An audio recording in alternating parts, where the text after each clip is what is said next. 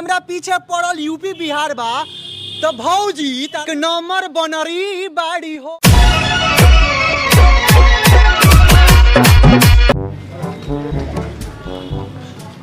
Guys, हमारी होने वाली गर्लफ्रेंड बोलती है एक एगो दिल मंगवैया 1000 बा और हमरा पीछे पड़ल यूपी बिहार बा तो भौजी तारा पीछे यूपी बिहार कहाँ से पड़ी?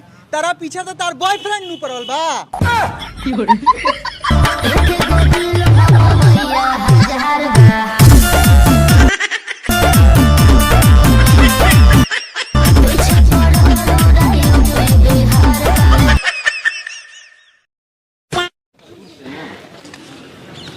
कि जैसन सोचले रहनी वैसन धनिया मोर बाड़ी, एक नंबर बनरी बाड़ी हो।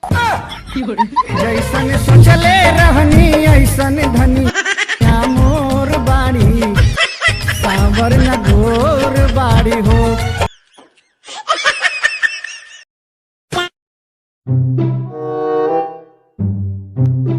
करे जी काहे खिसी आइल बड़ू हो?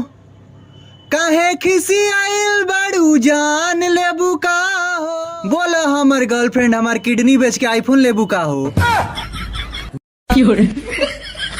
काहे खिसियात बाड़ू जान लेबू का हो?